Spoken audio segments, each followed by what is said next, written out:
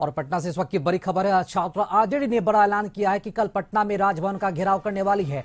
NEET paper leak मामले को लेकर छात्र आरजेडी ने यह बड़ी घोषणा की है और कल ही छात्र राजद जो है राजभवन मार्च का जो ऐलान है वो किया गया है। तो नीट पेपर लीक का जो मामला है वो और भी उलझता जा रहा है। मंगलवार को सड़क पर आरजेडी के छात्र कार्यकर्ता उतरेंगे और नीट पेपर लीक को लेकर राजभवन उनका मार्च किया जाएगा। गौरतलब है कि नीट पेपर लीक को लेकर पूरे देश भर में हंगामा मच रहा है और लगातार इस पर जांच एजेंसी जांच कर रही है, कार्रवाई भी हो रही है, कई लोगों की गिरफ्तारी भी हुई है। और इसी बीच अब पटना में भी छात्र आरजेडी ने इस पर जो प्रदर्शन करने का जो ऐलान है वो कर दिया है।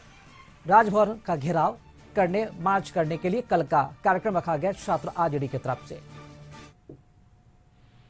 सरकार की मंशा, सरकार का इकबाल साफ, सरकार की नीयत स्पष्ट होगी तो क्या मजाल है कि ऐसे लोग फन उठा लेंगे राज्य में। संजीव मुखिया अब तक फरार। उनको तो फरार क्यों है कि इनके संरक्षण में है, ये स्पष्ट हो चुका है। इस पर तो कोई खबर नहीं बन रही है। ये तो प्रमुख खबर है, जो असली मुजरिम है वो कहाँ। तो इसलिए हम लोग लगातार इस मामले पर बोल रहे हैं और हम लोगों को पता है आज पूरा इंडिया गठबंधन के सभी सांसद वहाँ देखिए विपक्ष हंगामा कर रहा है लोकसभा में, सदन में। अब हम बिहार में भी हमारे छात्र विंग कल प्रदर्शन करेंगे। हम चुप नहीं बैठेंगे। ये लाखों लाख छात्रों के भविष्य का सवाल है, इससे खिलवाड़। चोर मचाए शोर, ये राजद के वही लोग हैं जो प्रत्यक्ष अप्रत्यक्ष अपराधियों को संरक्षित करता है। ये क्यों नहीं बता पा रहे हैं कि प्रीतम की क्या भूमिका है। सिकंदर का इनके परिवार राजद के घर में आना जाना, श्रीमान लालू प्रसाद यादव के सेवादार के रूप में काम कर रहा था कि नहीं, अनुराग यादव इसके संबंधी है कि नहीं, ये क्यों नहीं बता रहे हैं नेता प्रतिपक्ष तेजस्वी यादव जी। क्यों मौन है? भटकाने का प्रयास मत करिए।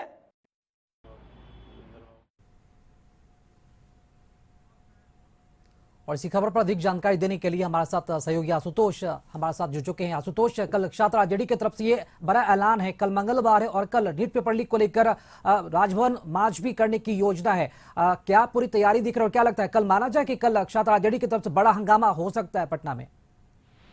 बिल्कुल, जिस तरह से पेपर लीक का मामला है और आरजेडी ने मुद्दा बनाया है, छात्र आरजेडी की तरफ से राजभवन मार्च का आयोजन कल किया गया है और इसके अलावा आरक्षण का दायरा में बढ़े और पूर्णकालीन वीसी की नियुक्ति हो, इन उच्च शिक्षा से जुड़े मुद्दों को लेकर के छात्र आरजेडी के नेता सड़क पर उतरेंगे और तेजस्वी यादव लगातार इन मुद्दों को लेकर के सरकार को घेरते रहे हैं। खासतौर से नीट के मुद्दे पर आपने देखा होगा कि संसद में भी काफी हंगामा हुआ है। विपक्ष सरकार से जवाब चाहता है क्योंकि जिस स्तर पर ये धांधली हुई है, कई राज्यों में ट्रेकर पकड़े गए हैं और विपक्ष का आरोप है कि बीजेपी शासित देश है वहां पर ज्यादा इस तरह के मामले सामने आ रहे हैं और बिहार में कई पेपर लीक हो चुके हैं और इन्हीं मुद्दों को लेकर के आरजेडी ने आंदोलन का ऐलान किया है। छात्र आरजेडी के नेता कल सड़क पर उतरेंगे और राजभवन जाकर वहां राज्यपाल को ज्ञापन सौंपेंगे। आशुतोष, अगर बात की जाए नीट पेपर लीक को लेकर लगातार जांच एजेंसी कार्रवाई कर रही है, गिरफ्तारियां भी हुई हैं, हो रही हैं और लगातार पूछताछ का सिलसिला भी जारी है, तो फिर इस तरह के आंदोलन या फिर राजभवन मार्च करने का प्रायोजन क्या है?